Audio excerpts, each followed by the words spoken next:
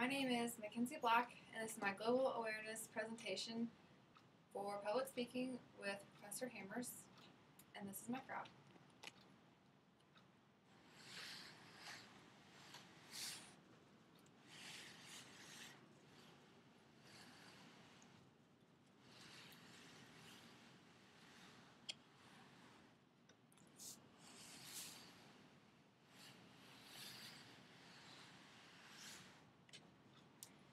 Imagine yourself as a typical 11-year-old girl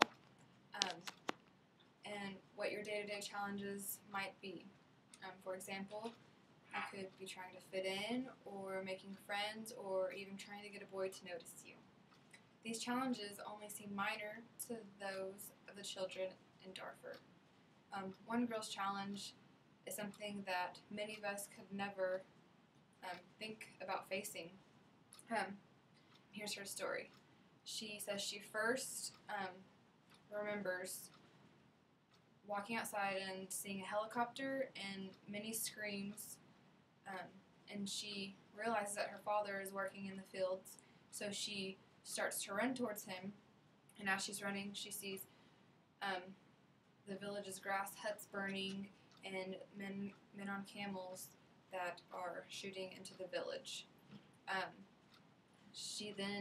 Her father then runs to her, but just before he gets there, he's shot and killed. Her and her mother hide in their storage room that is kept for their food for their animals, and they stay there for a day, and then when they think it's safe to emerge, they do. And she finds her brother dead, shot to death, and her aunt is severely burned, but she's still alive. They start walking, and just before they reach the mountains, her aunt dies. And so it's her and her mother, and they walk for about 2 days, and they finally arrive in the capital city that is in South Darfur. They stay, and about a month later, they are taken to Kalma, which is a displaced people's camp. And all of that is a result of the genocide in Darfur. Many people have heard of the genocide, but probably don't know the exact definition of what a genocide actually is. A genocide can be defined as a deliberate and systematic destruction of a racial, political, or cultural group. Darfur is a region in Sudan that is about the size of Texas. It is home to 2 racially mixed tribes, the settled peasants, which can be identified as African, and the nomadic herders, who are identified as Arab. And the majority of both of these groups are Muslim. The genocide began in 2003.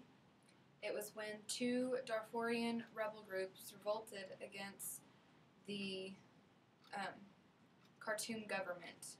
And in response to that, the government enlisted a militia of Arab nomadic tribes, which then revolted against the innocent people of Darfur. The Arab nomadic tribe is also known as the Janjaweed, and they are accused of the ethnic cleansing of non-Arab people in Darfur. And according to the website darfurscores.org, the Khartoum government and the Janjaweed have used rape, displacement, organized starvation, threats against aid workers, and mass murder to threaten these innocent people. And over the past 7 years, there's been more than 300,000 deaths due to direct combat, disease, malnutrition, anything really, says the United Nations. And 2.7 million have fled the region, and now they are living in refugee camps in Chad and other surrounding areas.